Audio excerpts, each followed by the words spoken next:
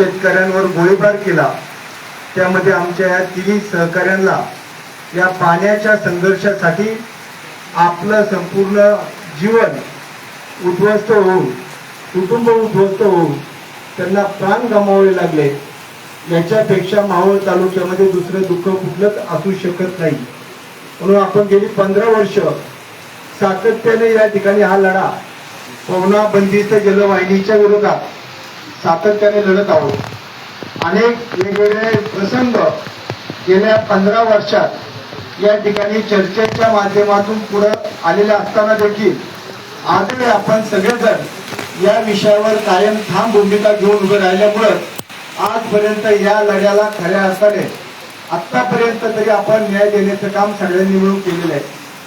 एक गोष्ट नक्की आहे की गेल्या 1-1.5 महिन्यापूर्वी माननीय मुख्यमंत्री देवेंद्रजी फडणवीस साहेबांनी बैठक बोलवल्यानंतर त्यांनी देखील त्या ठिकाणी अत्यंत स्पष्ट भूमिका मांडलेली आहे की मावळच्या शेतकऱ्यांना विश्वासात घेतल्याशिवाय कुठलाच निर्णय होणार नाही, ही त्यांची भूमिका किंवा तत्कालीन मुख्यमंत्री पृथ्वीराज बाबा चव्हाण यांनी स्थगिती देत असताना घेतलेली भूमिका.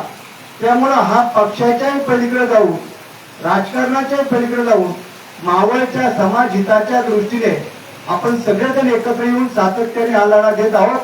हीच खऱ्या अर्थाने आपल्या सर्व हुतात्म्यांना आदरांजली असणार आहे. येणाऱ्या काळात देखील आपण सर्वजण या भूमिकेच्या माध्यमातून उद्याच्या काळातला या भागाचा संपूर्ण परिसर, पवना धरण आणि पवनामाई ही कशा पद्धतीने सुरक्षित राहील, यापूर्वी आपण जे जे काही केलं, आज अक्षय आहे, ललिताताई आहे, नितीन आहे, शामरावांच्या पत्नी आहे किंवा शेतकऱ्यांवरचे गुन्हे आपण मागे घेतले, या सगळ्या गोष्टी जरी त्या ठिकाणी झालेल्या असल्या तरी देखील अजून हा लढा संपलेला नाहीये. याच्यामध्ये वेगवेगळे मतप्रवाह जरी असले तरी उद्या पुढे जात असताना आपल्या सगळ्या पक्षाच्या प्रमुखांनी आम्ही 2 बैठका देखील आदरणीय शंकरमामा शेलार यांच्या निवासस्थानी केली.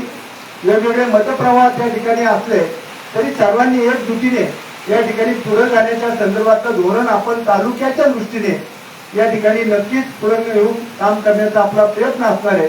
मी खऱ्या अर्थाने आज आपल्याला ती आठवण होते की गौरूरच्या ठिकाणी एक्सप्रेस हायवेवरचा तो प्रसंग बघितल्यानंतर अनेकांना देखील आपल्या शरीराच्या वेगवेगळ्या भागावर आपल्या तरुण सहकार्याला देखील गोळ्या लागल्या.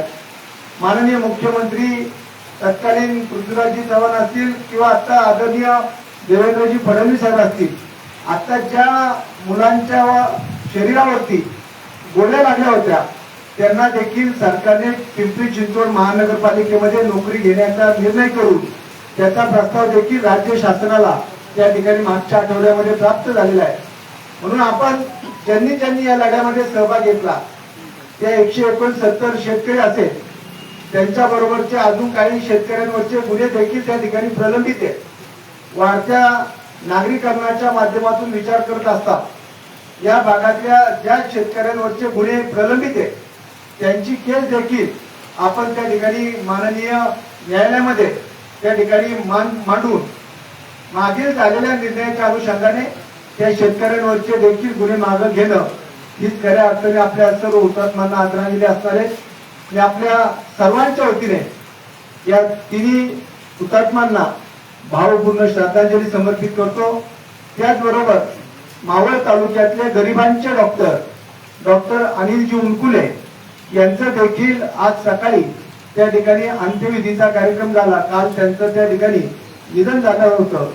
त्यांना देखील आपल्या उपस्थित सर्वांच्या वतीने श्रद्धांजली समर्पित करून सामुदायिक श्रद्धांजलीपूर्वी बाळासाहेब या ठिकाणी सूचना देतील आणि मग पुढच्या प्रमाणे आपण कार्यक्रम करू. या ठिकाणी सर्व मान्यवरांना विनंती की या ठिकाणी आपण उभं राहायचं.